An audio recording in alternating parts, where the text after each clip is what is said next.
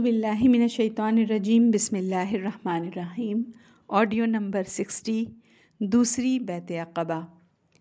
13 نبوی میں مصعب بن عمیر رضی اللہ عنہ 73 مرد اور 2 عورتوں کو مدینہ سے ساتھ لے کر نبی اکرم صلی اللہ علیہ وسلم کے پاس مکہ تشریف لائے۔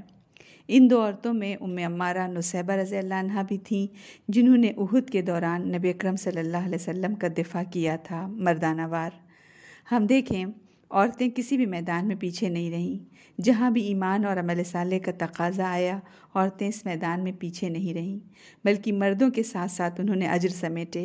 جیسے کہ یہاں ہم دیکھیں، مدینہ سے خواتین آئیں، انہوں نے آ کر اسلام قبول کیا۔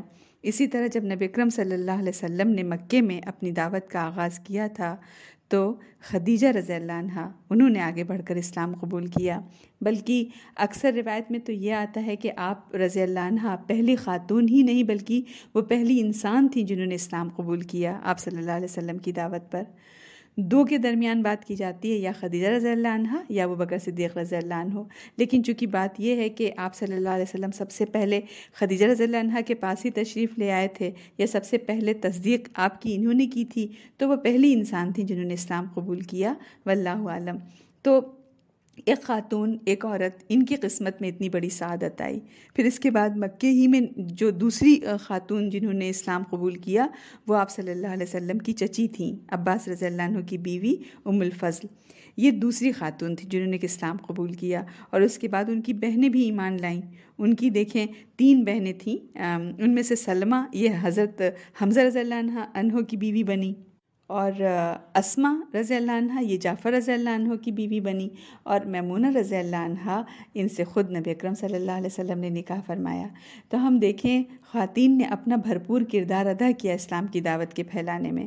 تو ہم سوچیں، مصعب بن عمیر رضی اللہ عنہ جنہوں نے اسلام کو پھیلانے میں اتنا زبردست کردار ادا کیا، وہ نبی اکرم صلی اللہ علیہ وسلم کو کتنا محبوب ہوں گے۔ احد کی جنگ میں انہوں نے شہادت پائی۔ ان کی شکل نبی اکرم صلی اللہ علیہ وسلم سے بہت ملتی ہوئی تھی۔ جب ان کی شہادت ہوئی اور کافروں نے ان کی لاش دیکھی تو وہ یہ سمجھے کہ انہوں نے نبی اکرم صلی اللہ علیہ وسلم کو، محمد صلی اللہ علیہ وسلم کو قتل کر دیا۔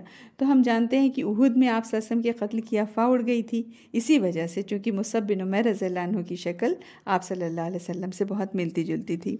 تو اب یہ جو 75 لوگ آئے تھے مصعب بن عمیر رضی اللہ عنہ کے ساتھ، یعنی 73 مرد اور 2 عورتیں، انہوں نے جن شرائط پر بات کی وہ تھوڑی سی مختلف تھی، یعنی وہ شرائط نہیں تھیں جو پہلی بیعت عقبہ میں، جو پچھلے آڈیو میں ہم نے سنا، وہ نہیں تھیں۔ آج اس کا ہم ذکر کریں گے، یہ دوسری بیعت عقبہ ہے، تو یہ اس پہلی بیعت سے تھوڑی سی مختلف تھی۔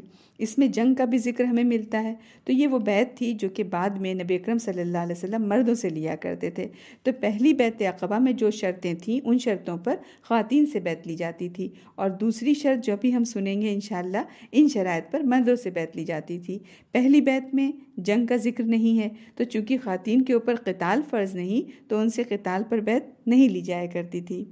تو یہ جو لوگ مدینہ سے آئے تھے، ان لوگوں سے جو آپ صلی اللہ علیہ وسلم نے بیعت لی، یہ 75 لوگ تھے، یعنی یہ بیعت عقبہ ثانیہ، یعنی کہ دوسری بیعت کی جو شرائط تھیں وہ یہ تھیں۔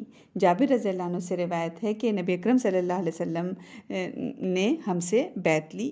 بتا رہے جابر رضی اللہ عنہ کیا کیا تھیں، وہ شرطیں کیا تھیں کہ دل چاہے یا نہ چاہے، ہر حال میں بات سنو گے اور مانو گے، تنگی اور خوشحالی ہر حال میں مال خرچ کرو گے، بھلائی کا حکم دو گے اور برائی سے روکو گے، اللہ کی راہ میں کھڑے ہوگے اور اللہ کے معاملے میں کسی ملامت کرنے والے کی ملامت کی پرواہ نہیں کرو گے، اور جب میں تمہارے پاس آ جاؤں تو تم میری مدد کرو گے، اور جس چیز سے اپنی جان اور اپنے بال بچوں کی حفاظت کرتے ہو اس سے میری بھی حفاظت کرو گے۔